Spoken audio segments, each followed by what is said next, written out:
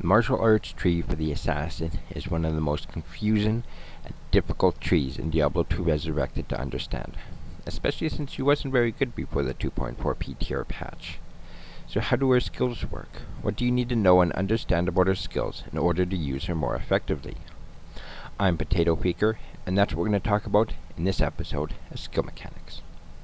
This is a too long didn't watch version of my video. If you want a more in-depth version, please check out my videos listed in the description below.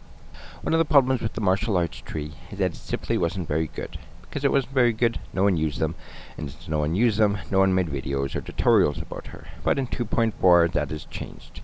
They changed the way her martial arts skills work, and that has made her more useful.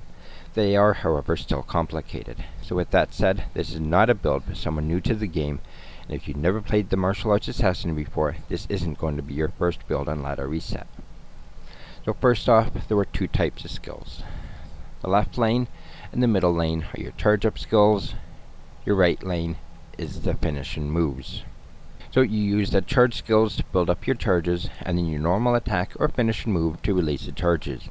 And as long as you have at least one charge, your attack will always hit.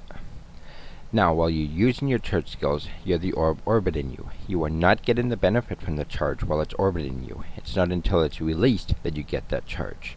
You'll only be getting the benefit from the attack rating. So for example, if you have Tiger Strike, while you're building the charges, you get in the plus X% to attack rating, but you are not getting the plus damage. You don't get those until you use a finishing move or normal attack. And for the purpose of this video, I'm classifying a normal attack as a finishing move. You can build up 3 charges of each skill if you want, so you can have 3 Tiger Strike and 3 Fists of Fire. Then release with one of your finished moves, such as Dragon Talon. Depending on the number of charges that you have depends on the type of damage you'll be dealing. For example, Claws of Thunder, the first charge does basic lightning damage to a single target, charge 2 does Nova attack, while charge 3 does Nova plus charged bolt. Most skills also require claws. The only skill that doesn't is Phoenix Strike, which will use any type of melee weapon. With your finishing moves, as long as you have at least one charge, they will always hit. Using Dragon Talon at level 6, where it allows you to use 2 kicks, this will use 2 charges of each type. If you have only one charge built up, your first attack will hit using your charge.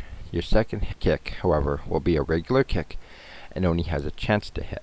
Your kicks do not need to be used with a charge. You can make a kicksin and only use kicks.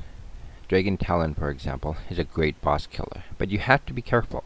You get an extra kick every 6 levels, so at level 18 you get 4 kicks. If you kill the creature in 2 kicks, you have to wait until you're finished kicking the air an additional 2 times. Dragon Flight is the assassin version of Teleport. It's not as good as the Sorceress skill, but at least you don't have to wait for Enigma or pay for charges.